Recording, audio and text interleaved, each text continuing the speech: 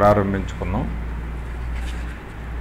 దయగలిగినటువంటి మా యొక్క కన్న తండ్రి, మీ యొక్క అపారమైనటువంటి ప్రేమను బట్టి, కృపను బట్టి తండ్రి, ఈ యొక్క ఉదయకాల సమయంలో మీ పిల్లలముగా మేమందరము కూడుకొని మీ యొక్క సన్నిధిలో మా ఆత్మలను రక్షించుకునేటటువంటి శక్తిగల వాక్యమును మేము ధ్యానించుండగా మా బ్రతుకులకు అవసరమైనటువంటి విలువైన మా ఆత్మీయ జీవితాలకి మేలుకొలుపుగా ఉండటానికి ఈ సదస్సు ఉండలాగా కృప దయచేయండి.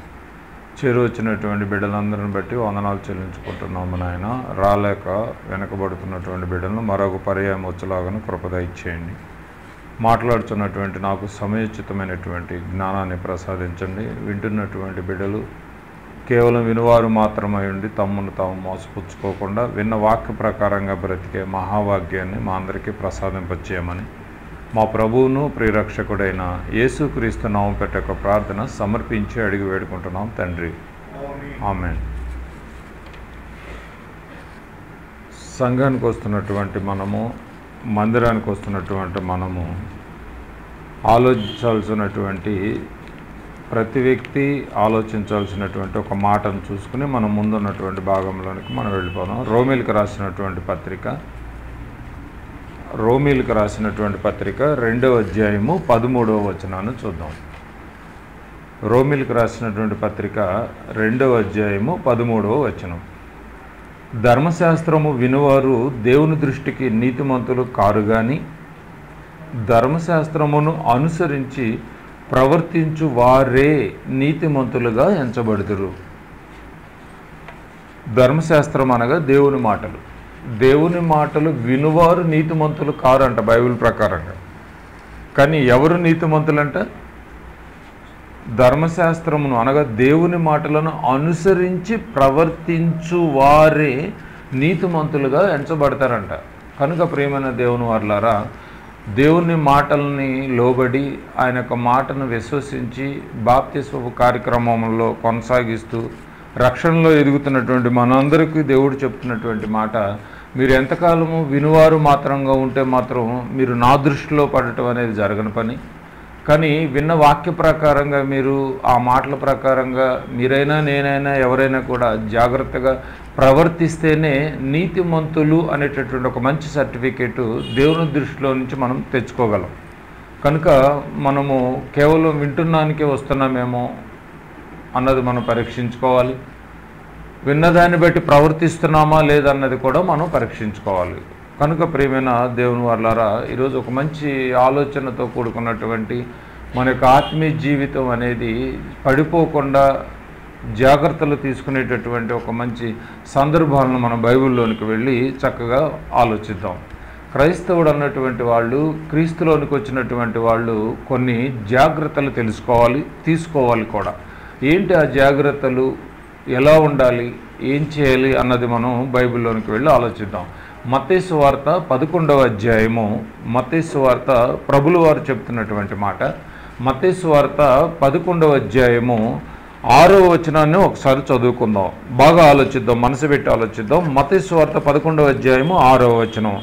మరియు నా విషయమై అభ్యంతర పడని వారు ధన్యుడని ఉత్తరం ఇచ్చాను. ప్రభుల వారు అంటున్నారు, మరియు నా విషయమై అంటే ప్రభుల వారి విషయమై అభ్యంతర పడనివాడే ధన్యుడంట. అభ్యంతర పడనివాడు ధన్యుడు. దేవుని పేరట, ప్రభు పేరట ఏదైనా అభ్యంతరాలు, ఆలోచనలు అనర్థాలుగా ఏమైనా దారి తీస్తే నువ్వు ధన్యుడు కాదు అన్నట్టుగా ఉందో చూడండి. ప్రభుల వారు డైరెక్ట్గా మాట్లాడుతున్నాడు. ఏమని?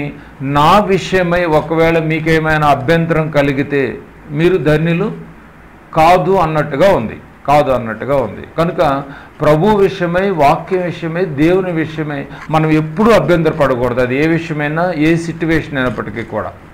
అప్పుడే మనము ధన్యులము అని పిలువబడతామని ప్రభుల వారు చక్కగా వివరించి చెప్తున్నాడు. ఇక కీర్తన గ్రంథంలోనికి వెళ్ళి కూడా ఒక మంచి మాట చూద్దాం. కీర్తనల గ్రంథము 1వ అధ్యాయము. ప్రతి మాటను మనం బాగా ఆలోచిస్తూ విందాం, చదువుకుందాం. కీర్తనల గ్రంథము 1వ అధ్యాయము. అందరికి తెలిసినటువంటి మాట. మొదటి 2 వచనాలను కూడా చూద్దాం. 1వ అధ్యాయము మొదటి 2 వచనాలను చూద్దాం. కీర్తనల గ్రంథము 1వ అధ్యాయం 1-2 వచనాలు. దుష్టుల ఆలోచన చొప్పున నడువక, పాపుల మార్గమున నిలువక, అపహాసకులు కూర్చుండు చోటను కూర్చుండక, యెహోవా ధర్మశాస్త్రమందు ఆనందించుచు దివారాత్రము దానిని ధ్యానించేవాడు ధన్యుడు అని కూడా ఇక్కడ ఒక మాట కనిపిస్తుంది మనకి. దివారాత్రం అంటే ధర్మశాస్త్రములో ఆనందం ఉండాలి. ధర్మశాస్త్రాన్ని ఆనందించేవాళ్ళు, ధ్యానించేవాళ్లే ధన్యులంట. మరి ధర్మశాస్త్రం విషయంలో ఎవరైనా సంతోషంగా ఆనందంగా ఒకవేళ లేమేమో మనం ఎప్పటికప్పుడు చెక్ చేసుకుంటూ ఉండాలి. ధర్మశాస్త్రం అంటే ఏదో కాదు, ఆనాటి ఇశ్రాయేల్కి ఇచ్చినటువంటి ధర్మశాస్త్రం కానివ్వండి, నేటి క్రైస్తవులకు ఇచ్చినటువంటి 66 పుస్తకాలతో కూడుకున్నటువంటి పరిశుద్ధ గ్రంథమే కానివ్వండి, ఎవరైతే సంతోషంగా ఆనందంగా ఈ యొక్క వాక్యాల పట్ల ధ్యానిస్తారో ఆనందిస్తారో వారే ధన్యులంట. మరి దేవుని మాటలంటే మనకి నిజంగా ఆనందం ఉందంటారు ఈరోజు? ఒకవేళ ఏమైనా బాధాకరంగా, ఒకవేళ ఇబ్బందికరంగా ఏమైనా ఉంటే మాత్రం, అలాంటి ఇబ్బందికరంగా ఒకవేళ నువ్వు ఫీల్ అవుతుంటే, దేవుడు అన్న ఆలోచన వచ్చిన ప్రతిసారి నువ్వు ఒకవేళ అలా ఫీల్ అవుతుంటే నువ్వు ధన్యుడువు కాదు అన్నట్టుగా ఉంది. చూడండి, ఎప్పుడైతే నువ్వు ఆయనకి సంతోషంగా ఆనందంగా ధ్యానిస్తావో వారు ధన్యులు అన్నట్టుగా చక్కగా కనిపిస్తుంది. అది ఎంత కష్టమైనా నువ్వు ధ్యానించగలిగితే దానితో వచ్చేది ఏంటి? మనకి ధన్యత. చూసారా, దేవుని నుంచి వచ్చేది మనకి ధన్యత. నువ్వు ఎంత కష్టమైనా నువ్వు ధ్యానించాలి, ఎంత కష్టమైనా కూడా నువ్వు ఆనందంగా ఫీల్ అవ్వాలి, ఎంత కష్టమైనా కూడా దేవుని మాటల్ని చాలా ఇష్టంగా నువ్వు ఫీల్ అవుతూ ఉంటే ఒక మంచి ధన్యతలోనికి మనం వెళ్ళగలుగుతాం. అలాగే ఇక్కడ యేసుక్రీస్తు విషయమై అభ్యంతర పడని వాడు ధన్యులే అని చూడండి. అంటే ఇప్పుడు యేసు ప్రభు విషయంలో మనం అభ్యంతర పడకూడదు. ఎప్పుడు ప్రభువు అనగానే అభ్యంతరాలు అనేది మన ఆలోచనలో, వినికిడిలో కూడా రాకూడదు. వస్తే ఒకవేళ మనము ధన్యులు మాత్రం కాలేము. కనుక దేవుని మాటల విషయంలో ఆనందంగా ఉంటున్నామా, దేవుని మాటల విషయంలో సంతోషంగా ఉంటున్నామా అన్నది మనము ఎప్పటికప్పుడు చెక్ చేసుకోవాలి. ఒకవేళ దేవుని మాటల్లో అజాగ్రత్తగా, అనాలోచనగా ఒకవేళ ఉంటే నువ్వు అభ్యంతర పడుతున్నట్టే, ఇబ్బంది పడుతున్నట్టే, అయితే నువ్వు ధన్యుడువు కాదన్నమాట అని ప్రభులు వారు చెప్తున్నారు అని ఎప్పటికప్పుడు మనం చెక్ చేసుకోవాలి. సామెతల గ్రంథంలో కూడా మరొక మంచి మాట చూద్దాం. సామెతల గ్రంథము వాక్యం విషయంలో మన యొక్క వైఖరి ఎలా ఉంటుంది, వాక్యం విషయంలో, దేవుని యొక్క మాటల విషయంలో మన యొక్క ధ్యానం ఎలా ఉంటుంది అన్నది పరీక్ష జరుగుతున్నట్టుగా అనిపిస్తుంది. చూడండి, దేవుడు మాట్లాడుతున్నాడు. సామెతల గ్రంథము 8వ అధ్యాయం సొలొమోను గారి ద్వారా 8వ అధ్యాయము 33, 34 వచనాలు కూడా చదువుకుందాం. 33, 34 వచనాలు. సామెతల గ్రంథం 8, 33, 34. ఉపదేశమును నిరాకరింపక, దేవుని యొక్క మాటలు, ధర్మశాస్త్రము ఏమిటి, పరిశుద్ధ గ్రంథములో ఉన్న దేవుని మాటలు ఉపదేశం అయితే, ఉపదేశమును నిరాకరింపక దానిని అవలంబించి జ్ఞానులై ఉండండి. నువ్వు జ్ఞానవంతుడు అవ్వాలి అంటే ఉపదేశాన్ని నువ్వేం చేయాలి? అవలంబించాలి. అంతేగాని నువ్వు త్రోసివేసినా, పెడచెవుని పెట్టినా, అయిష్టంగా ఉన్నా, సంతోషం లేకపోయినా కూడా నువ్వు ధన్యుడు కాలేవు. నెక్స్ట్ జ్ఞానం అనేది నీ దగ్గరికి రాదనమాట అని చక్కగా చెప్తుంది చూడండి బైబిల్. ఉపదేశమును నిరాకరించొద్దు, త్రోసివేయొద్దు. ఈ ఉపదేశము దేవుడు చెప్పిన ఉపదేశము, త్రోసివేయొద్దు, నిరాకరింపక దాన్ని అవలంబించండి, దాన్ని పాటించండి, పఠించండి. అప్పుడు జ్ఞానులై ఉండుడి. అప్పుడు జ్ఞానం వస్తుందంట మనకి. ఈరోజు జ్ఞానవంతురాలు ఎందుకు కాలేకపోతున్నారంటే ఉపదేశాన్ని తోసేస్తున్నారు, ఉపదేశాన్ని నిరాకరిస్తున్నారు, ఉపదేశాన్ని పట్టించుకోవట్లేదు, ఉపదేశాన్ని పెడచెవుని పెడుతున్నారు. ఇంకేమంటుందో చూడు 34. అనుదినము నా గడప నొద్ద కనిపెట్టుకొని, అనుదినము ఎవ్రీడే నా గడప నొద్ద కనిపెట్టుకొని ఉండాలి. దేనికోసం? ఉపదేశం కోసము అనుదినము నా గడప యొద్ద కనిపెట్టుకొని, నా ద్వారబంధముల యొద్ద కాచుకొని, ఎప్పుడు అవైలబుల్గా ఉండాలంట. సంఘానికి, మందిరానికి, ఆలయానికి, ఉపదేశానికి, దేవుడి మాటలకి మనం ఎప్పుడు అవైలబుల్గా ఉండాలంట. ఉంటే ఏమవుతుంది? కాచుకొని నా ఉపదేశమును వినువారు ధన్యులను చూడండి ఇక్కడ కదా. వినేవారు ధన్యులనుంది. కీర్తన గ్రంథాలు ఏం చదివచ్చాము? ధర్మశాస్త్రం అంటే ఆనందం ఉండాలి, ధర్మశాస్త్రాన్ని ధ్యానించే మనసు ఉండాలి, అప్పుడు వారు ధన్యులనుంది. అదే ధర్మశాస్త్రాన్ని నువ్వు వినటానికి మందిరానికి ఆలయానికి నువ్వు నిరాకరించుకోకుండా ద్వారబంధముల యొద్ద కనిపెట్టుకొని కాచుకొని ఎప్పటికప్పుడు అయ్యో ఈరోజు నేను వెళ్ళలేకపోయానే, లేట్ అయిపోయింది అన్న ఆలోచన నువ్వు కాచుకొని కనిపెట్టుకొని జాగ్రత్తగా నా ద్వారబంధముల యొద్ద కాచుకొని నా ఉపదేశమును విన్నారనుకో, మీరు ధన్యులు అనే పదం ఉంది చూడండి. అక్కడ ఎప్పుడు ధన్యులు అవుతున్నాం మనం? ఎప్పుడు జ్ఞానవంతులు అవుతున్నాం మనం? నా ఉపదేశమును విన్నటువంటి వాళ్ళు, నా ఉపదేశాన్ని ధ్యానించినటువంటి వాళ్ళు, నా ఉపదేశం అంటే ఆనందం ఉన్నటువంటి వాళ్ళు ధన్యులుగా పిలువబడుతున్నారు, జ్ఞానవంతులుగా పిలువబడుతున్నారు. ఎప్పుడైతే నువ్వు ఉపదేశాన్ని త్రోసివేసావో, నిరాకరించావో, నీలో ఆటోమేటిక్ అజ్ఞానం అనేది మొదలవుతుంది. నువ్వు ధన్యుడు కాదు, ధన్యులు మాత్రం కాలేము. అందుకే వాక్యం పట్ల ఎప్పుడు సంతోషం ఉండాలంట. మనకి వాక్యం పట్ల ఎప్పుడు ఆనందం ఉండాలంట. అలాంటి ఆనందంలో, సంతోషంలో నీకు జ్ఞానం అనేది పెంచుకోవచ్చు. ఎప్పుడైతే నువ్వు జ్ఞానం అనేది పెంచుకున్నావో, ఎలా బ్రతకాలో అన్నది నీకు విషయం అర్థమవుతుంది. అప్పుడు దేవుని దృష్టిలో ధన్యుడు అయిపోతావు. కనుక నిరాకరించే మనసు ఒకవేళ ఉంటే, ఒకవేళ ఇప్పటి వరకు ఏమైనా ఇబ్బందికరంగా ఒకవేళ ఉంటే, ఒకవేళ అన్హ్యాపీగా ఒకవేళ నువ్వు ఫీల్ అవుతున్నావేమో, మందిరం అనగానే, ఆలయం అనగానే, సంఘం అనగానే, ఒకవేళ అలాంటి పరిస్థితుల్లో ఉంటే నువ్వు జీవితకాలం ఎంతకాలం ట్రావెల్ చేసినా దేవుని దృష్టిలో మాత్రం మనం నీతిమంతులుగా నువ్వు ధన్యుడు అనిపించుకోలేము. దావీదు గారు ధ్యానించి, ఆనందించి, సంతోషించి, దుష్టులకు దూరంగా ఉండి ధన్యుడు అనిపించుకున్నాడు. మనము కూడా, సొలొమోన్ గారు కూడా అంటున్నాడు, నువ్వు మందిరాన్ని వదిలేసిన రోజు, నిరాకరించిన రోజు, ఉపదేశాన్ని తోసివేసిన రోజు నువ్వు కూడా ఎలా ఉండిపోతావంట? జ్ఞానానికి దూరం అయిపోతాము. ఇగో నా ఉపదేశమును వినువారే ధన్యులని అంటున్నాడు. చూసారా? వినటానికి వేగిరిపడాలంటాడు యాకోబు పత్రికలో కదా. వినటానికి తొందరపడాలి, వేగిరిపడాలి, తర్వాత పాటించాలి, అవలంబించాలి, పాటించాలి అనేది సెకండ్ స్టెప్. కానీ నువ్వు వినటానికి వేగిరిపడాలి కదా, మందిరానికి రావటానికి వేగిరిపడాలి కదా, నా ద్వారా బంధముల యొద్ద కాచుకొని ఉండాలి కదా. నువ్వు ఎప్పటికప్పుడు అయ్యో దేవుని మాటలు మనం మిస్ అవుతున్నామేమో, అప్పుడు నువ్వు జ్ఞానవంతుడు అవుతావు అని చక్కగా చెప్తుంది బైబిల్.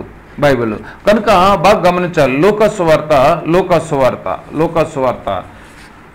7వ అధ్యాయము బాగా గమనించాలి. ఎవరు ధన్యులు, ఎవరు జ్ఞానవంతులు అవుతున్నారు అన్నది మనకు ఒకటి అర్థమైపోతుంది. లూకాసు వార్త 7వ అధ్యాయంలోనికి రండి.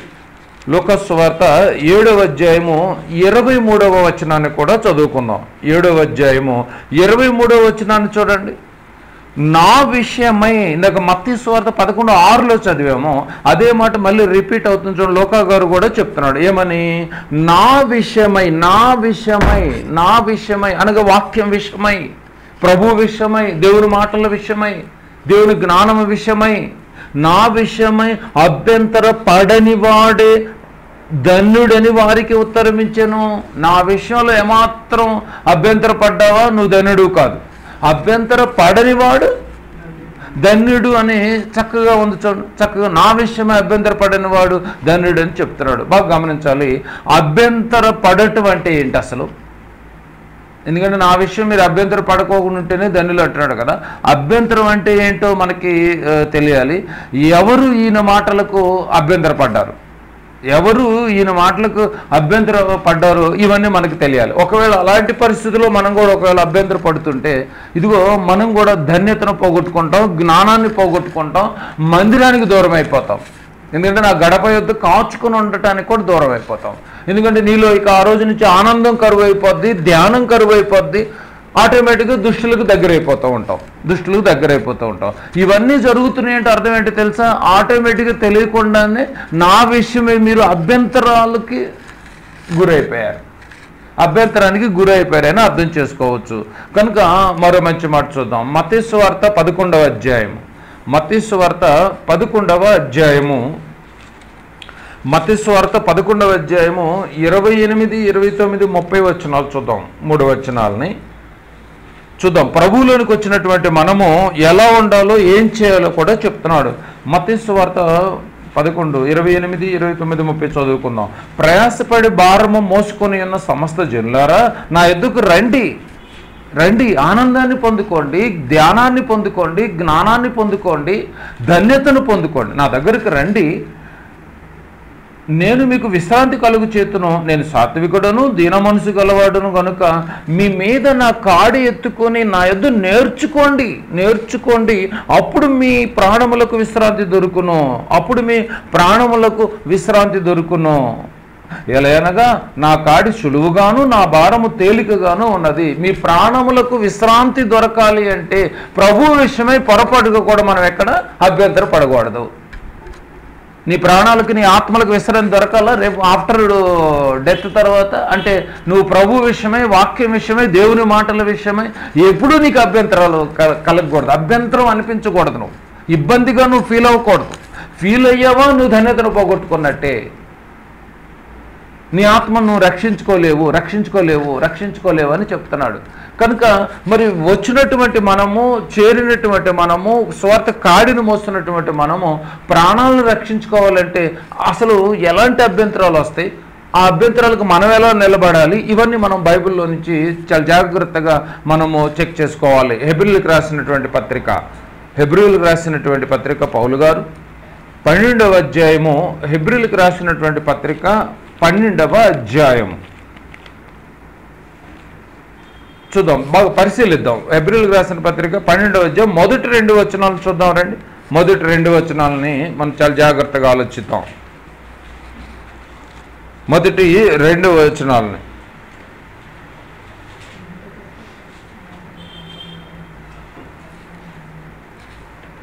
పన్నెండవ అధ్యాయము మొదటి 2 వచనాలను చూడండి. ఏమనుందండి అక్కడ?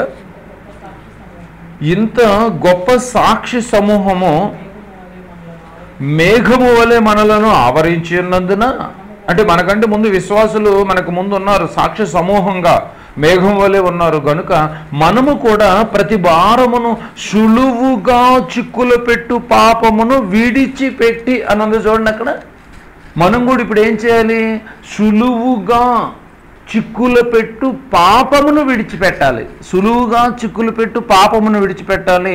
పాపమును విడిచిపెట్టి విశ్వాసమునకు కర్తయు దాన్ని కొనసాగించువాడునైన యేసు వైపు చూచుచు మన ఎదుట ఉంచబడిన పందెములో ఓపికతో పరిగెత్తాలంటండి. మనం కూడా ఏం చేయాలంటే ఇప్పుడు సులువుగా చిక్కులు పెట్టు పాపను విడిచిపెట్టి ఓపికతో పరిగెత్తుతూ ఉండాలి అంటున్నాడు. చూడండి, ఓపిక ఉండాలంటే ఓపికతో పరిగెత్తుతూ ఉండాలి. బాగా గమనించాలి. చాలామంది మనము దేవుని నమ్ముకున్నాం కదా, ఎంతో కాలం నుంచి చాలా సీనియర్స్ కదా అని చెప్పి మనం అనుకుంటాం. కానీ ఆ సీనియర్సే ఏం చేస్తూ ఉండాలంట? ఓపికతో పరిగెత్తుతూ ఉండాలంట, ఓపికతో పరిగెత్తుతూ ఉండాలంట. అంతేగాని మనం సీనియర్లు మనం అనుకుని ఒకవేళ సులువుగా చిక్కులు పెట్టి పాపాలతో పడిపోయిన సంగతి కూడా తెలియదంట.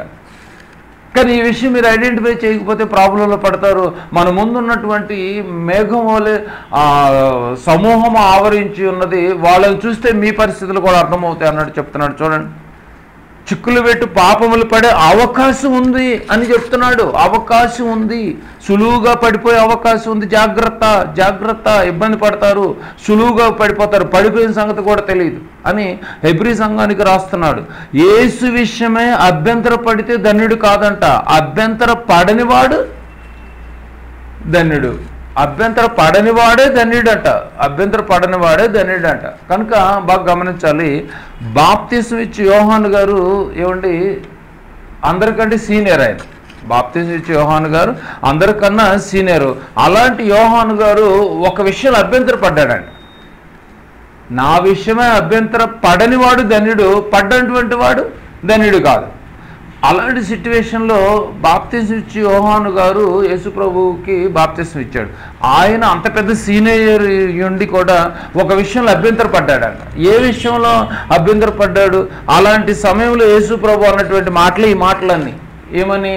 నా విషయమై అభ్యంతర పడని వాడు ధన్యుడు అని యోహాను గారిని మైండ్లో పెట్టుకుని అంటున్నటువంటి మాటలు ఇవన్నీ. కనుక యేసు ప్రభు విషయంలో, వాక్యం విషయంలో, దేవుడి మాటల విషయంలో, సంఘం విషయంలో, సహవాసం విషయంలో, వీటన్నిటి విషయంలో మనం ఎప్పుడు అభ్యంతర పడకూడదంట. అభ్యంతర పడకూడదంట, ఆలోచన కూడా కరెక్ట్గా ఉండాలంట, ఇష్టంగా ఉండాలంట, ధ్యానంగా ఉండాలంట, జ్ఞానంగా ఆలోచన చేస్తూ ఉండాలంట. ఏమాత్రం అభ్యంతర పడ్డా కూడా ఏమైపోతామంట, ధన్యతను పోగొట్టుకుంటామంట. కనుక ఒకవేళ అభ్యంతరాలు ఏమైనా ఇబ్బందికరంగా ఉంటున్నామేమో ఎప్పటికప్పుడు పరీక్షించుకోవటంలో తప్పే ఉంది. లోకస్వార్తలోనికి రండి. లోకస్వార్త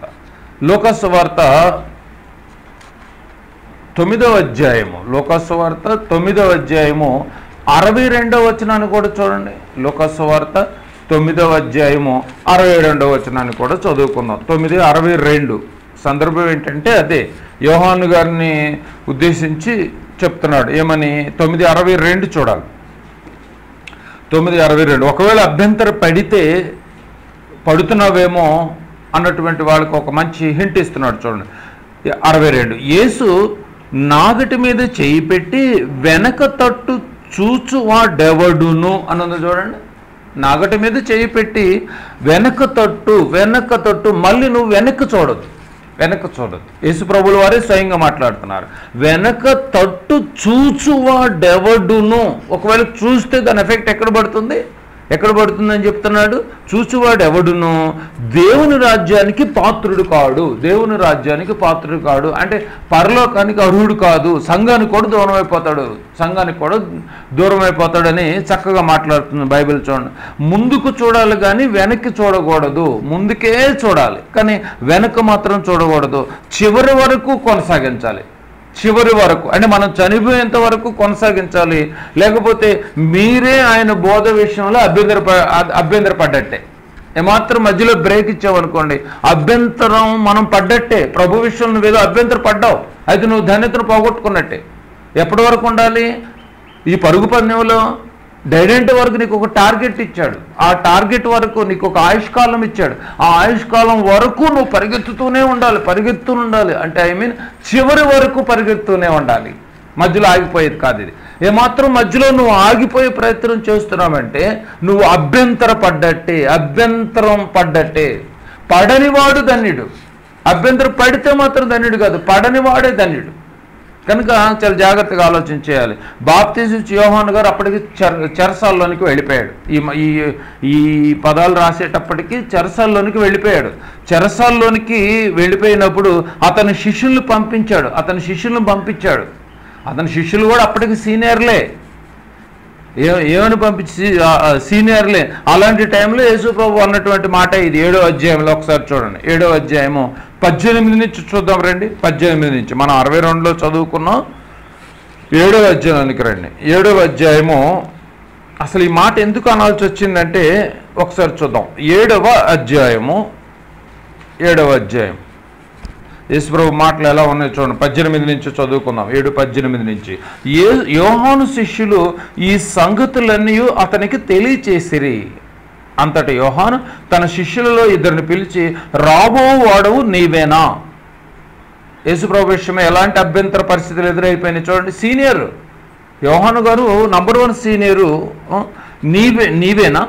మేము మరి ఒకరిని కొరకు కనిపెట్టవలెనా అని అడుగుటకు వారిని ప్రభువు నొద్దకు పంపించాడంట. చెరసాల్లో నుండి ప్రభువు నొద్దకు పంపించాను. 20 వచ్చును. ఆ మనుషులు ఆయన ఎద్దుకు వచ్చి, అంటే ప్రభులు వారి ఎద్దుకు వచ్చి, రాబోవాడు నీవేనా లేక మరి ఒకరిని కొరకు మేము కనిపెట్టవలెనా అని అడుగుటకు బాప్తిసం ఇచ్చి యోహాను గారు మమ్మును నీ యొద్దకు పంపినని చెప్పిరి. డిస్కషన్ ఎంత బాగుందో చూడండి. చెప్పిరి. ఆ గడియలోనే ఆయన రోగులను, బాధలను, అపవిత్రాత్మ గల అనేకులను స్వస్థపరిచి చాలామంది గుడ్డివారిని చూపు దయచేసాను. అప్పుడు ఆయన, మీరు వెళ్ళి కన్నవాటిని విన్నవాటిని యోహానుకు తెలియచేయుడి. గుడ్డివారు చూపు పొందుచున్నారు, కుంటివారు నడుచుచున్నారు, కుష్ఠరోగులు శుద్ధులగుచున్నారు, చెవిటివారు వినుచున్నారు, చనిపోయిన వారు లేపబడుచున్నారు, బేదలకు సువార్త ప్రకటింపబడుచున్నది అని చెప్పి వెళ్ళిపోయే ముందు ఏం మాట్లాడుతున్నాడు చూడండి. చెప్పమని చెప్పి 23లో, నా విషయమై అభ్యంతరపడని వాడు ధన్యుడని వారికి ఉత్తరం ఇచ్చాను. నా విషయంలో ఇంకా మీరు సందేహమా? నా విషయంలో మీకు ఇంకా సందేహం అంటున్నాడు. నా విషయమై అభ్యంతర పడనివాడు ధన్యుడు. ఇంకా మీరు అభ్యంతర పడుతున్నారు. నేనేనా, నేను కాదా, ఇంకెవరైనా వస్తారా? ఇంత పెద్ద సీనియర్లు అయ్యుండి మీరే అభ్యంతర పడితే ఎలా?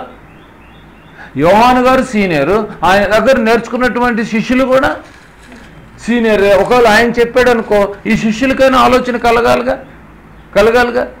కానీ మళ్ళీ వచ్చి అడుగుతున్నారు, చూడండి ప్రభా ఇది నీవేనా ఇంకెవరి కొరకన్నా ఎదురు చూడాలా అని.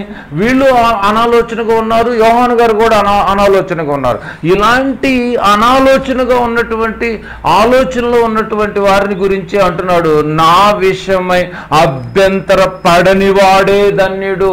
మీరు అభ్యంతర పడ్డారు, మీరు ధన్యులు కాదన్నట్టుగా ఉంది. చూడండి, ఒకవేళ మనం కూడా అలాంటి అభ్యంతర పరిస్థితుల్లో ఒకవేళ ఉన్నామేమో, అనుమానపు పరిస్థితుల్లో ఒకవేళ ఉన్నామేమో, అయితే మనం కూడా దేవుని దృష్టిలో ధన్యులు కాలేమని ఈ వాక్యం మనకి సెలవిస్తుంది. చూడండి, కనుక వచ్చి కూర్చున్న వారిగానే ఉంటారు, కానీ చాలా అభ్యంతరకరంగా ఉండే పరిస్థితులు కూడా ఉంటాయి. బాగా ఆలోచిద్దాం. యేసుక్రీస్తు బోధలో అభ్యంతర పరిచిన వారిని చూద్దాం ఒకసారి. యేసుక్రీస్తు బోధలో అభ్యంతరపరిచినటువంటి వారిని చూద్దాం. మొట్టమొదటి ఒక సందర్భాన్ని చూద్దాం. మార్కు సువార్త 10వ అధ్యాయము. మార్కు సువార్త 10వ అధ్యాయము.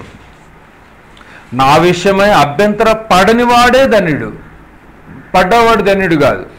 ప్రభుల వారి యొక్క సందర్భంలో ఒకసారి చూద్దాం. 10వ అధ్యాయం మొదటి సందర్భం, 10వ అధ్యాయము మొదటి వచనాన్ని చూద్దాం. మార్కు సువార్త 10వ అధ్యాయం మొదటి వచనం.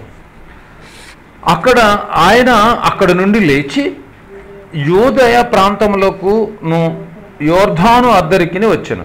జన సమూహములు తిరిగి ఆయన వద్దకు కూడి వచ్చిరి. ఆయన తన వాడుక చొప్పున వారికి మరలా బోధించుచుండెను.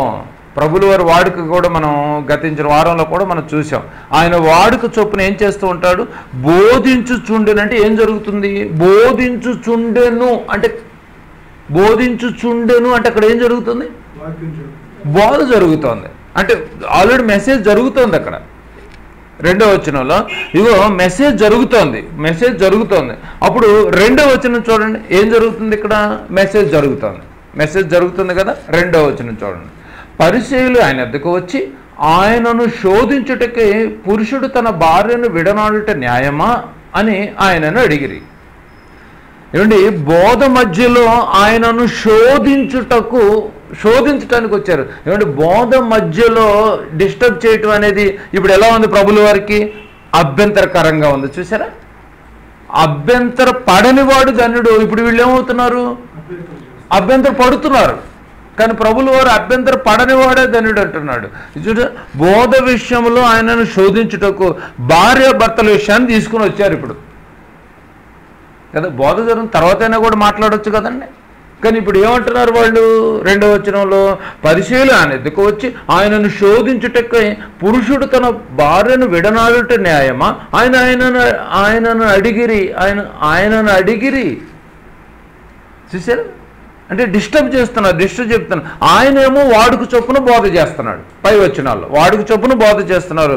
ముందు ఈ విషయము తేల్చండి అంటున్నారు. ఇప్పుడు ముందు ఈ విషయం తేల్చండి, బోధ సంగతి తర్వాత. చూసారా ఎలాంటి పరిస్థితులు ఎదురవుతున్నాయో? చూసారా? నా విషయమే అభ్యంతర పడవద్దు అంటే అభ్యంతర పడుతున్నారు ఇప్పుడు వీళ్ళు. ఆల్రెడీ అన్ని బైబిల్లో రాస్తున్నాయి, అప్పటికీ ధర్మశాస్త్రంలో అన్ని రాస్తున్నాయి. చదువుకోవచ్చుగా.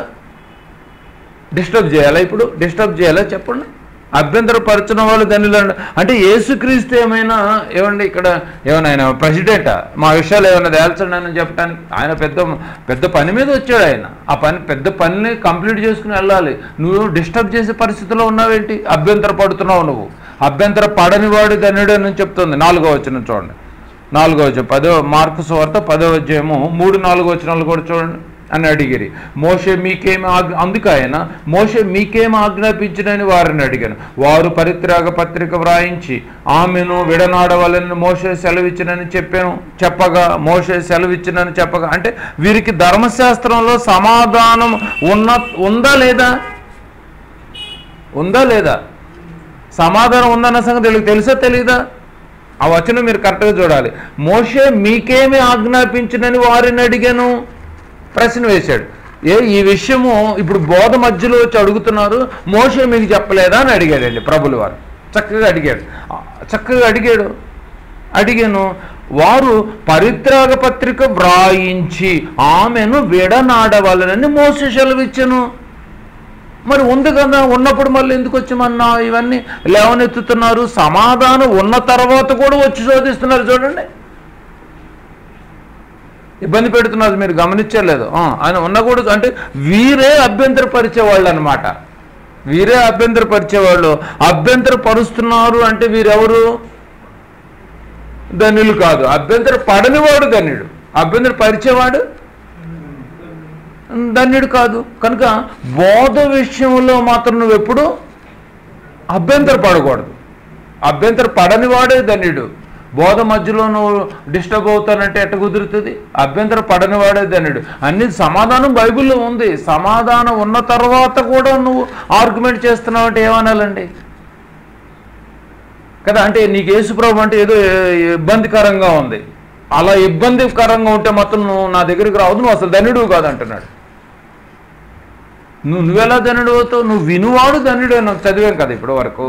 కనుక బాగా గమనించాలి, అభ్యంతర పడని వాడే ధన్యుడు. ఇక్కడ వీళ్ళు అభ్యంతర పరుస్తున్నారు కదా.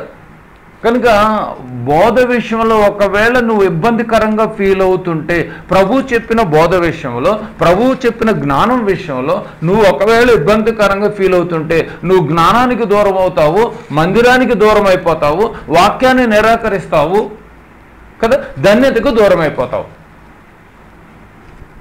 అందుకని వాక్యం విషయంలో మాత్రం ఎప్పుడు మనము తల దించుకొని హ్యాపీగా వినాలి, ఆనందంగా వినాలి, సంతోషంగా వినాలి, ధన్యతను పొందుకోవాలి కదా. ధర్మశాస్త్రము దివారాత్రులు ధ్యానించేవారు ధన్యులు అని చక్కగా కదా. మొదటి సందర్భంలో మనం గమనించాం, యేసు ప్రభుల వారి యొక్క పరిచర్యలో కూడా బోధలో మధ్యలో చాలా బోధ విషయమే అభ్యంతరపడ్డారు వీళ్ళు. అంటే ఉన్నా కూడా నువ్వు దాన్ని యాక్సెప్ట్ చేసే మనసు నీకు ఎప్పుడైతే లేదో అయితే నువ్వు చాలా డేంజర్లోనే ఉన్నట్టయితే నువ్వు ధన్యుడు కాదని ఒక సందర్భం అర్థమవుతుంది. ఇంకో సందర్భాన్ని కూడా చూద్దాం. యోహాను సువార్త. ఒకవేళ మనం అలా ఉన్నామేమో, బైబిల్లో సమాధానాలు ఉండి కూడా సమాధానం చదవక, ఆలోచించక, ఇంకా ఎవరో చెప్పిన దాన్ని బట్టి మొండిగా గుడ్డిగా వెళ్ళిపోతున్నామేమో. ఆలోచించాలి, తప్పే ఉంది. యోహాను సువార్త 8వ అధ్యాయాన్ని ఒకసారి చూద్దాం. యోహాను సువార్త 8వ అధ్యాయము మొదటి 2 వచనాలు చూద్దాం. యోహాను సువార్త 8వ అధ్యాయము మొదటి 2 వచనాలు చదువుకుందాం. 8వ అధ్యాయము మొదటి 2 వచనాలు చూద్దాం. యేసు ఒలివ కొండకు వెళ్ళెను. ఎక్కడికి వెళ్ళారంటే ప్రభులు వారు యేసు ఒలివ కొండకు వెళ్ళెను. తెల్లవారుగానే యేసు తిరిగి దేవాలయంలోనికి రాగా ప్రజలందరూ ఆయన వద్దకు వచ్చిరి గనుక ఆయన కూర్చుండి వారికి బోధించుచుండెను. ప్రభులు వారు వాడికి ఎప్పుడు మనం ఎలా ఉంటుందంటే చక్కగా ఎప్పుడు బోధ చేస్తూనే ఉంటాడు, బోధిస్తూనే ఉంటాడు. అంటే ఇక్కడ కూడా బోధే చేస్తున్నాడు, అక్కడ కూడా బోధే చేశాడు. మొదటి సందర్భం, ఈ సందర్భంలో కూడా బోధే చేస్తున్నాడు. అంటే ఎక్కడ బోధ చేసినా అక్కడికి వస్తున్నారు వీళ్ళు. చూడండి, ఎక్కడికి బోధ చేసిన వీళ్ళు వస్తున్నారు చూడండి అక్కడికి. బాగా చూడాలి. వచనం కరెక్ట్ చూడండి. రెండవ వచనం. తెల్లవారుగానే యేసు తిరిగి దేవాలయంలోనికి రాగా ప్రజలందరూ ఆయన దగ్గర వచ్చిరు కనుక ఆయన కూర్చుని వారికి బోధించుచుండెను. 3వ వచనం చూడండి. బోధించుచుండెను. శాస్త్రులు పరిసయ్యులు వ్యభిచారమందు పట్టబడిన ఒక స్త్రీని తోడుకుని వచ్చి మళ్ళీ పట్టుకొచ్చారు ఇక్కడికి. ఆల్రెడీ మనం ఇప్పుడు ఒక సందర్భం చూసి వచ్చాం, మళ్ళీ కేసు తీసుకొచ్చారు చూడండి. సమాధానం ఉందని మీకు బైబిల్లో చూపించాడుగా, అడిగాడుగా చక్కగా మొదటి సందర్భంలో. అంటే ఎంతసేపు అభ్యంతర పడుతూ ఉంటున్నారు చూడండి. 3వ వచనం. శాస్త్రులను పరిసయ్యులను వ్యభిచారమందు పట్టబడిన ఒక స్త్రీని తోడుకుని వచ్చి ఆమెను మధ్య నిలవబెట్టి బోధకుడా. చూసారు, మీకు అర్థమవుతలేదు. అభ్యంతర పరిచేవారు ఎక్కడుంటారు? ఇప్పుడు మనలోనే ఉంటారు. బాగా గమనించాలి. అభ్యంతర పరిచే వాళ్ళు ఎక్కడి నుంచో రారండి, మనలోనే ఉంటారు, మనతోనే ఉంటారు. బాగా ఇది ఆలోచించాలి, కనిపెట్టాలి. ఈ విషయాన్ని బాగా కనిపెట్టాలి. చదువుదాం కిందకి. 4వ వచనం. బోధకుడా, ఈ స్త్రీని వ్యభిచారము చేయుచుండగా పట్టబడెను.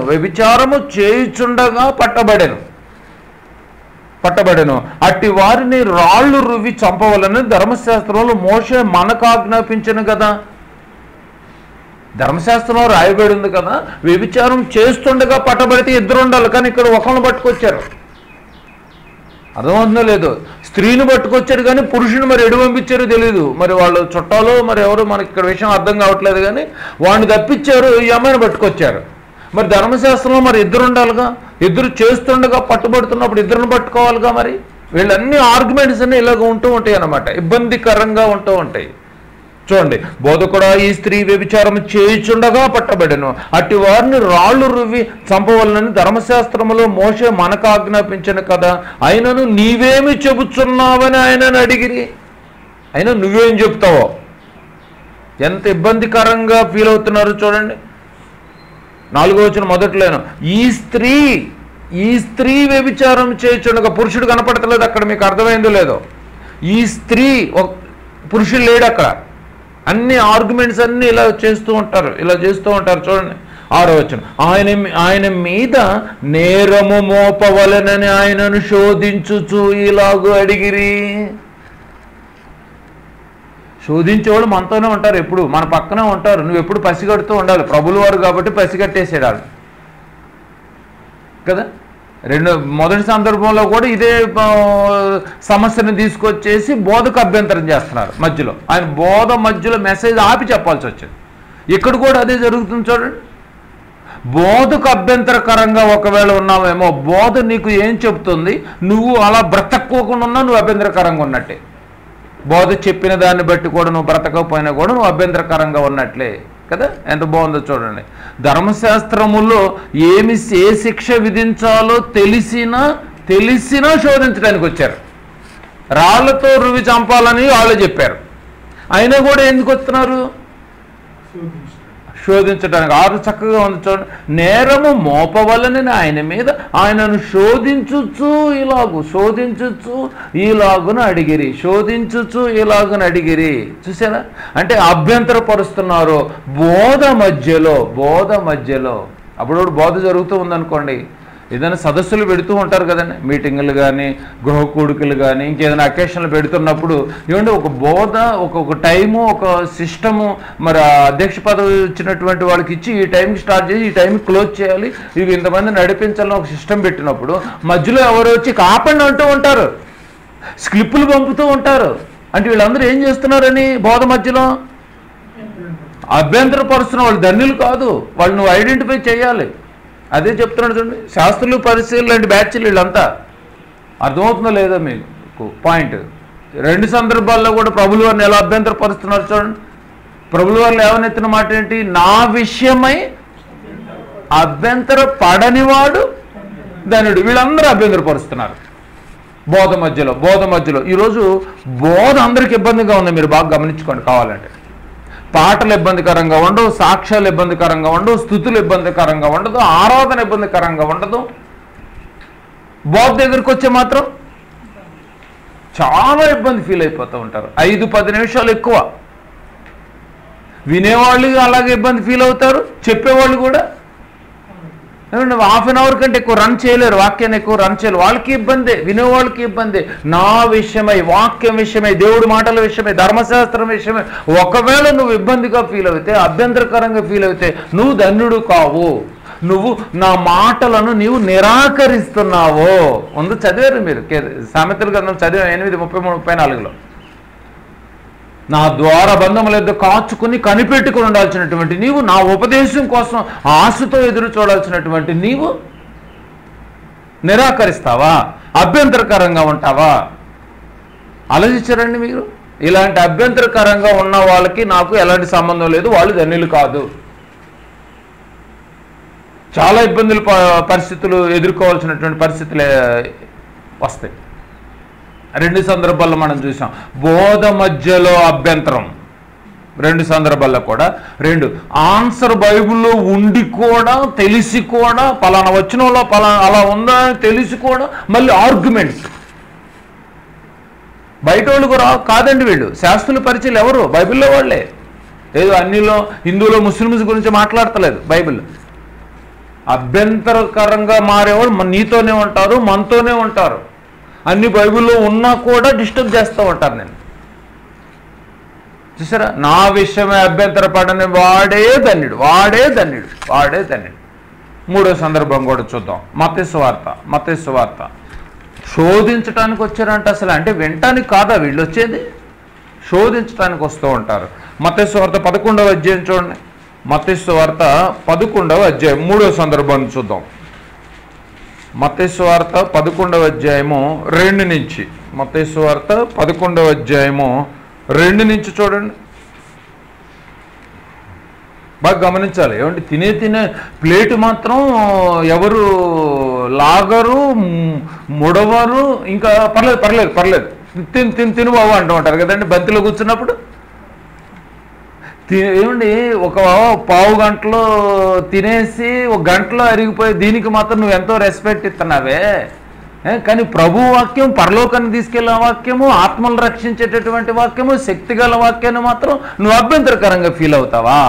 అందుకే అంటున్నాడు, నా విషయమే ఒకవేళ వాక్యం విషయమే నువ్వు అభ్యంతరంగానే ఫీల్ అయితే నువ్వు ధనుడు కాదు. ఈ సందర్భంలో కూడా ఏముందో చూద్దాం. 11వ అధ్యాయం 2 నుంచి చూద్దాం. క్రీస్తు చేయుచున్న కార్యములను గూర్చి యోహాను చెరసాలలో విని, రాబోవాడవు నీవేనా, మరి మేము ఎవని కొరకు కనిపెట్టవలెనా అని ఆయనను అడుగకు తన శిష్యులను పంపెను. యేసు వారిని చూచి, మీరు వెళ్ళి విన్నవాటిని కన్నవాటిని యోహానుకు తెలియపుడి. గుడ్డివారు చూపు పొందుతున్నారు, కుంటివారు నడుచుచున్నారు, కుష్ఠరోగులు శుద్ధులగుచున్నారు, చెవిటివారు వినుచున్నారు, చనిపోయిన వారు లేపబడుచున్నారు, బీదలకు సువార్త ప్రకటించుచున్నది. చూసారనే, బీదలకు సువార్త ప్రకటించున్నది. యేసుక్రీస్తు కార్యముల గురించి విన్న తర్వాత కూడా పంపాడు. పాయింట్ మీరు క్యాచ్ చేయాలి ఇక్కడ. యేసుక్రీస్తు కార్యములను గూర్చి విన్న తరువాత, రెండవ వచనం చూడలేదు మీరు. యేసుక్రీస్తు చేయుచున్న కార్యములను గూర్చి యోహాను చెరసాలలో విని. అర్థమైంది మీకు పాయింట్? యేసుక్రీస్తు కార్యముల గురించి విన్న తర్వాత కూడా పంపాడు.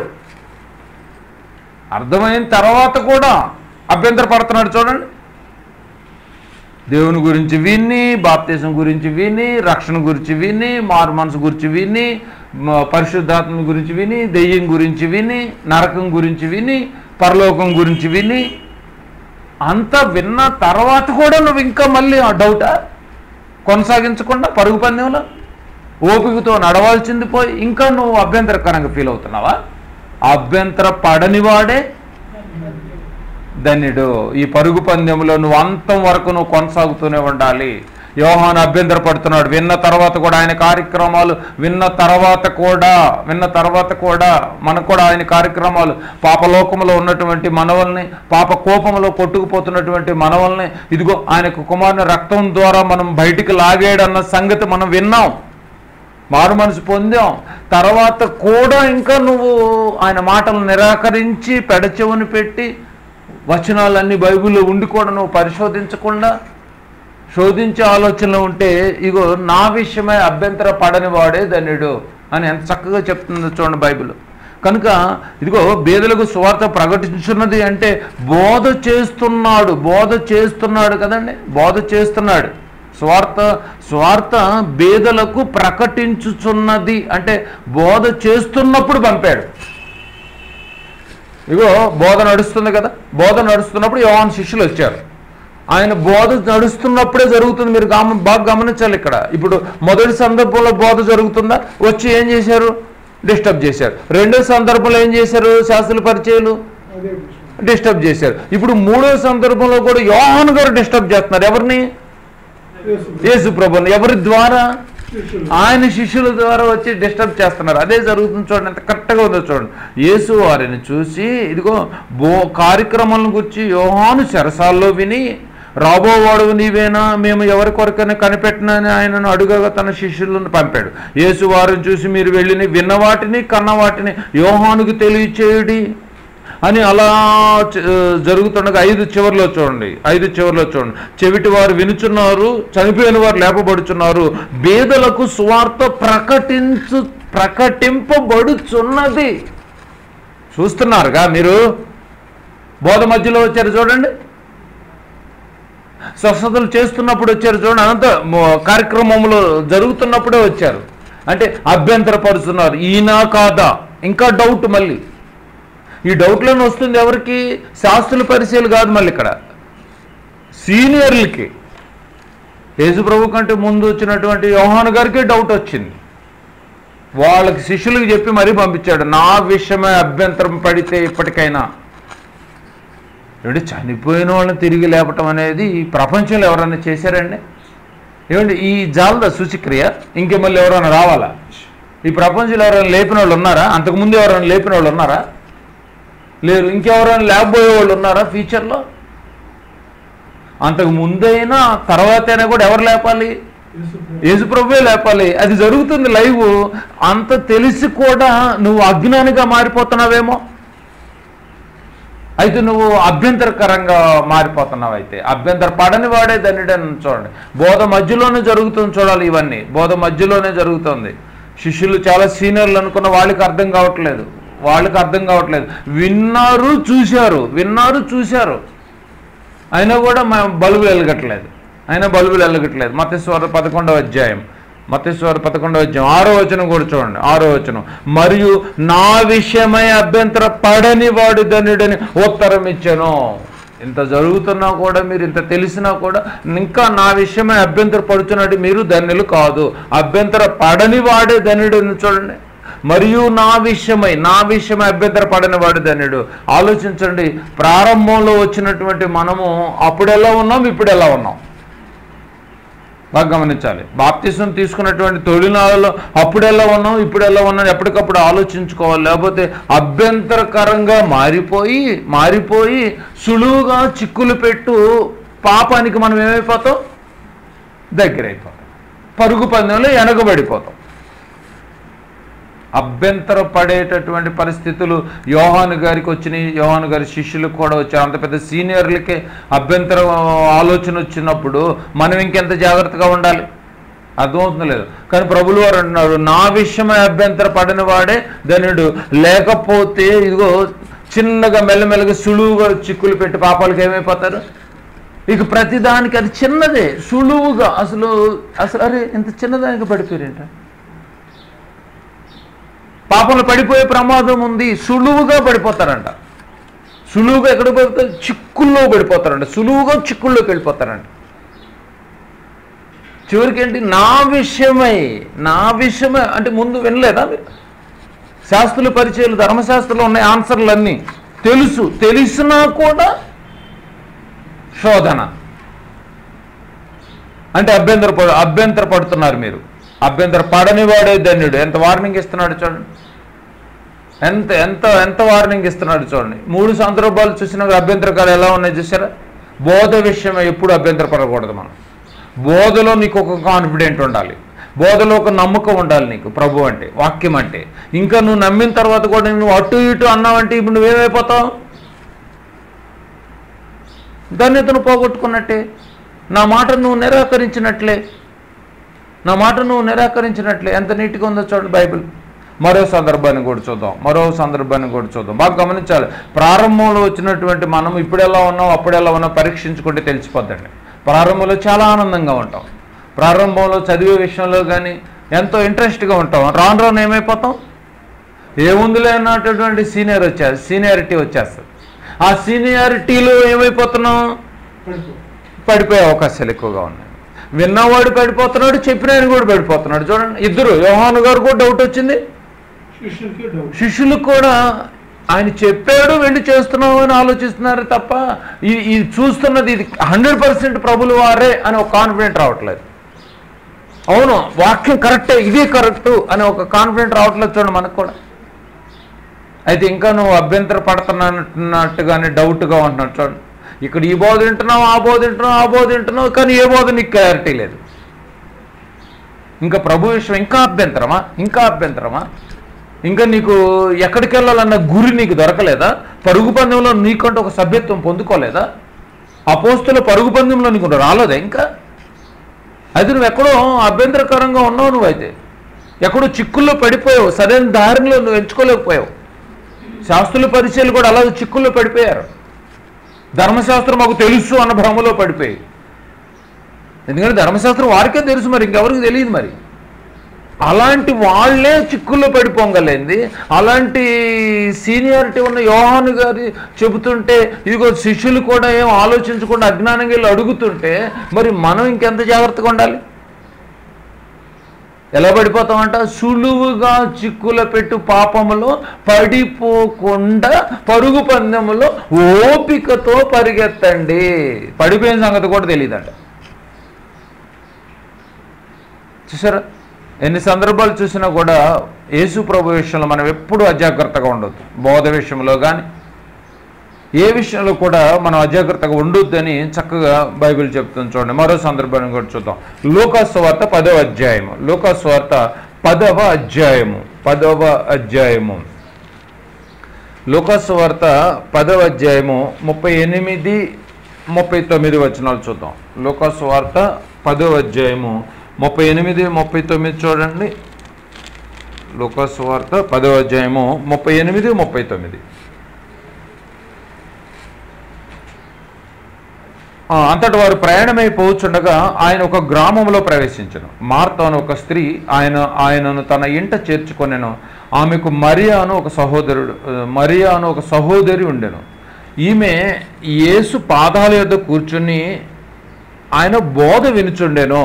యేసు పాదాల దగ్గర కూర్చుని ఆయన బోధ వింటుందంట. మరియేమో పాదాల దగ్గర కూర్చుని బోధ వింటుంది. ఇగో ఏ మాట మిస్ అవ్వకూడదు అని, అంతే కదండి. బోధ వింటుంది. ఇక్కడ కూడా బోధ వింటుంది. చూడండి, బాగా గమనించాలి. బోధకి ఇబ్బందికరంగా ఫీల్ అవుతున్నారు ఈ మధ్య. ఆ రోజు సందర్భాలన్నీ మనం గమనించినా కూడా డిస్టర్బ్ అంతా ఎక్కడొచ్చింది? బోధ, వాక్యంలోనే ప్రాబ్లం అంతా. వాక్యంలోనే నా విషయమై, వాక్యం విషయమై అభ్యంతర పడని వాడే ధన్యుడు. ఇంకా నీకు డౌట్ పడుతున్నావేమో, అది రైట్ అంటావు, ఇది రైట్ అంటావు, ఇది రైట్ అంటావు, అసలు నీకు క్లారిటీ లేదు. మీకు అర్థమవుతుందో లేదో? నా విషయమై అభ్యంతర పడని వాడు, అమ్మాయి కాన్ఫిడెంట్ వచ్చింది నాకు అన్న ఆలోచన నీలో ఉండాలి.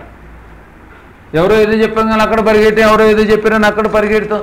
నువ్వు ఇంకా అన్ని అభ్యంతరాలే కదా. నువ్వు ధనుడివి ఎలా అవుతావు? ఇక్కడ కూడా మరియా యేసు ప్రభు పాదాల దగ్గర కూర్చుని బోధ వింటుంది. ఏ మాట మిస్ అవ్వకూడదని. పాదాల దగ్గర కూర్చుందంటే ఎంత వినయము, ఎంత గౌరవం ఆలోచన చేయండి. దేనికోసం కూర్చుంది పాదాల దగ్గర?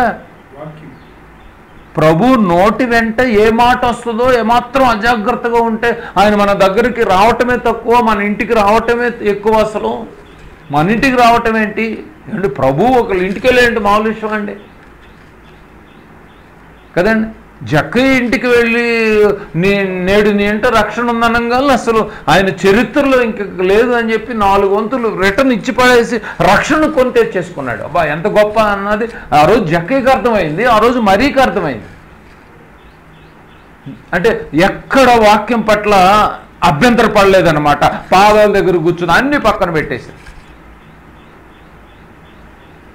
ఈరోజు చూడండి, ఒక సేవకుడు వచ్చాడంటే వాక్యం వినాలి, వాక్యం అసలు ఏం చెప్తాడన్న ఫోకస్ ఎవరు చేస్తాడో చెప్పండి. ఆయన పాదాల దగ్గర కూర్చుందంటే ఎంత గౌరవం ఇప్పుడు ఎవరికి ఇస్తున్నట్టు? మనిషికి ఇస్తున్నట్టు కాదు, అక్కడ వాక్యము. ఆ రోజు భౌతికంగా వాక్యం ప్రభు, ఈరోజు వాక్యానికి ఇవ్వాలి మనం. ప్రభుకి ఎంత రెస్పెక్ట్ అంటే, యేసు ప్రభు విషయమే ఏమాత్రము అభ్యంతర పడట్లేదు. చూడండి, చక్కగా పాదాల దగ్గర కూర్చుని అంత గౌరవంగా నేర్చుకుంటాం. చూడండి, ఒక్కసారి ఆలోచించండి. 40వ వచనం. మార్త విస్తారమైన పని పెట్టుకున్నట చేత తొందరపడి ఆయన ఎద్దకు వచ్చి, ప్రభువా, నేను ఒంటరిగా పని చేయుటకు నా తోటి సహోదరి నన్ను విడిచిపెట్టినందున నీకు చింత లేదా? నాకు సహాయం చేయమని ఆమెతో చెప్పాను. అంటే అదే ఇంట్లో విస్తారమైన పని పెట్టుకుంది మార్త. ఓ ఇంట్లో ఇద్దరున్నారు, అదే ఇంట్లో విస్తారమైన పని, అదే ఇంట్లో మరియేమో. అంటే బోధ వినేటప్పుడు మార్త వచ్చి డిస్టర్బ్ చేస్తుంది. మీరు గమనించండి. ఏమండి, అయిపోయిన తర్వాత దాని గురించి భోజనాలు తిండి గురించి మాట్లాడుకుంటే పోయేదిగా. ఆల్రెడీ బోధ వింటుందిగా. శాస్త్రుల పరిచయాలు ఇలాగే డిస్టర్బ్ చేశారు. యోహాను శిష్యులు కూడా ఇలాగే డిస్టర్బ్ చేశారు. ఇవన్నీ ఎందుకు చెప్తున్నారంటే ఆల్రెడీ సమాధానాలన్నీ బైబిల్లో ఉన్నాయి. డిస్టర్బ్ చేయకూడదు, వాక్యం అంటే ఎంత ఇదన్న కనీసం మినిమం ఆలోచన కూడా మీకు లేదా అన్నట్టుగా ఉంది. ఇవన్నీ మనకి బాగా గమనించాలి. ఆత్మకు అవసరమైన మాట వినటానికి ఇష్టం లేక అభ్యంతర పడేదానిగా తయారైంది. చూసారు, వినటానికి ఇష్టం లేక డైవర్ట్ చేస్తూ ఉంటారు మెల్లగా. అర్థమవుతుందా? అది వేడివేడిగా ఏదైనా తీసుకోండి ఆయన, చాలా ప్రయాణమై వచ్చారు. అవి బోధ అయిపోయిన తర్వాత ఎడిదిరిగి తీసుకుంటారు కదండి, మధ్యలో డిస్టర్బ్ ఎందుకు? చూసారా, అదే ఇంట్లో ఇద్దరు ఉన్నారు. మరియేమో పాదాల దగ్గర కూర్చుని గౌరవిస్తుంది ప్రభువుని, మార్తేమో పాపం ప్రభువు కోసమే పెడదామని చూస్తోంది, కానీ ఏదైనా అభ్యంతరకరంగా మారుతుంది అక్కడ. ఆవిడ కూడా కూర్చుని చక్కగా నేర్చుకుంటే చక్కగా తర్వాత దాని గురించి ఆలోచన చేయొచ్చు, ఏం పెడదాం అనేది చక్కగా తర్వాత సంగతి. కానీ ఇక్కడ ఆత్మకు అవసరమైనటువంటి మాట వినటానికి ఇష్టం లేక అభ్యంతరపడేదానిగా తయారైంది. బోధ మధ్యలో వచ్చిందంటే అభ్యంతరపరిచే వాళ్ళని అర్థం కావాలి. బోధ మధ్యలో ఎవరైనా నీకు సైకిల్ చేసినా, బోధ మధ్యలో నీకు ఏమైనా ఆపినా, మీరు అభ్యంతర పడుతున్నా వీళ్ళు ధనులు కాదని మీకు అర్థమైపోవాలి. అంతే కదండి. అక్కడ నీకు ఒక అధ్యక్ష పదవి ఇచ్చిన వాళ్ళు నీకు ఒక హాఫ్ అన్ అవర్ ఎంతో ఒక టైం ఇస్తారు. ఆ టైం వరకు నువ్వు అతను చూసుకుంటాడు. నిన్ను డైరెక్ట్గా వచ్చి నేను అభ్యంతరం చేసే రైట్స్ వాళ్ళకి లేవు. మళ్ళీ చూసానా, వాక్యం విషయంలో అభ్యంతరం అండి మనకు దొరికేదే తక్కువ. నేను ప్రభు ఎల్లకాలం ఉంటాడండి. 3.5 సంవత్సరాలు, 33.5 సంవత్సరాల్లో 3.5 సంవత్సరాలే పరిచర్యలోకి ఫుల్ పవర్గా దిగింది, స్వార్థ దండయాత్రలో. ఆ 3.5 సంవత్సరాలు ఎన్నిసార్లు ఎప్పుడో 2-3 సార్లు వచ్చినట్టుగా ఉంది. ఆ వచ్చినప్పుడు పూర్తిగా వినకపోతే ఎలా? అందుకే మరి ఏం చేసింది, చక్కగా నేర్చుకుంటుంది, విలువ పెంచుకుంటుంది ప్రభువుల వారికి. కనుక మార్తేమో డిస్టర్బ్గా అనిపిస్తుంది, ఇక్కడ అభ్యంతరకరంగా అనిపిస్తుంది. ఒకవేళ మన పరిస్థితి కూడా అలాగే ఉందేమో. పర్టికులర్గా బోధ జరిగేటప్పుడే జరుగుతుంది, మీకు అర్థం కావట్లేదు.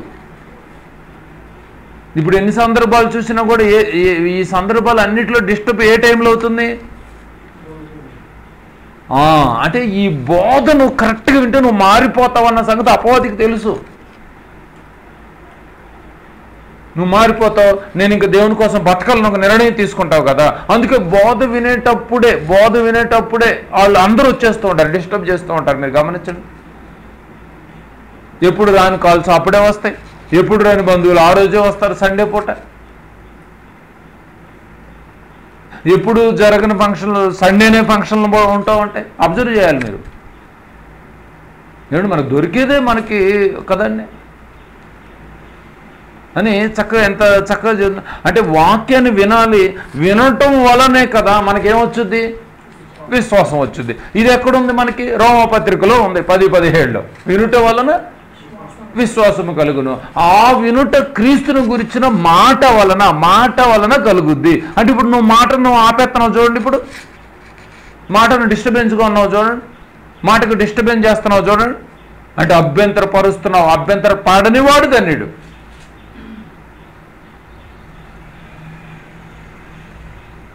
నిజమండి బాబు.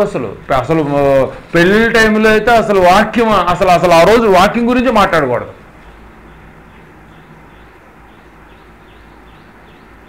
అంటే అందరూ ఎలా ఉన్నట్టు ఒక విధంగా చెప్పాలంటే, ఏమండి ఒక వివాహానికి బయలుదేరి వస్తున్నటువంటి వాళ్ళు ఈరోజు ఏ మెసేజ్ చెప్తాడని చెప్పి బయలుదేరి వస్తారని మీరు చెప్పండి.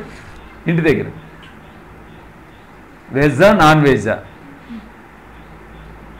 ఏ లెవెల్లో పెడుతున్నారో అసలు నీ ఆలోచన ఏంటి? బాగా గమనించాలి. ఒక పరిశుద్ధ వివాహానికి వస్తున్నటువంటి నీవు ఏ మెసేజ్ అందిస్తారో ఆ మెసేజ్ మీద నువ్వు ఫోకస్ చేసుకుని రావాలంటే నువ్వే ఒక అభ్యంతరకరంగా మారిపోతున్నావు అని అర్థమవుతలేదా? ఎందుకంటే మనకు ఆయుష్కాలమే తక్కువ కాలంలో మనకు దొరికినప్పుడు నింపుకోవాలి వాక్యాన్ని. ఎన్ని సందర్భాలు చూసినా కూడా ఏ టైంలో జరుగుతున్నాయి ఈ డిస్టర్బెన్స్లన్నీ? బోధించేటప్పుడే జరుగుతుంది. అసలు ట్రిక్ అంతా బోధలోనే ఉందండి బాబు. అందుకే మీరేమి వినుచున్నారో జాగ్రత్తగా చూసుకోండి. ఈ బోధే రేపు మీ పరలోకానికి నడిపించేది. ఈ బోధే మిమ్మల్ని పరుగు పందెంలో నిలబెట్టేది. ఈ బోధే రేపు మిమ్మల్ని అంతము వరకు నిలవబెట్టగలిగేది, నడిపించగలిగేది, మీ ఆత్మీయ జీవిలో పడిపోకుండా కాపాడేది ఈ బోధే. ఈ బోధను వినకుండా, బోధ దగ్గరికి రాకుండా, బోధలు నిలబడుకోకుండా, సరైన బోధను ఎంచుకోలేక ఎంతమంది ఇబ్బంది పడుతున్నారో తెలుసా? కనుక బోధ విషయంలో మీరు చాలా జాగ్రత్తగా ఉండాలి క్రైస్తవుడా. ఈ విషయంలో కాన్ఫిడెంట్గా చెప్పాలి. అందుకే మీకు ప్రతిసారి ఫోన్లు స్విచ్ ఆఫ్ చేసుకోండి, సైలెంట్ మోడ్లో ఎందుకు పెట్టినాను? బోధ క్రీస్తు మాటకు మనము ఏమంగా ఉండకూడదు, అభ్యంతరకరంగా ఉండకూడదు. ఎందుకంటే ఈ మాట మిమ్మల్ని రక్షించుద్ది, ఈ మాట మిమ్మల్ని ధన్యతలో తీసుకెళ్ళుద్ది. ఈ మాట మీరు వినటం వల్ల ఇదిగో మీరు దేవుని మాటను నిరాకరించుకోకుండా ఉంటారు. ఈ మాటను వినటం వల్ల మీరు జ్ఞానంలోనికి వెళ్ళిపోతారు. ఈ మాట వినటం వల్ల ఆనందంగా ఉంటారు. ఈ మాటను వినటం వల్ల ధ్యానించే మనసు వచ్చుద్ది.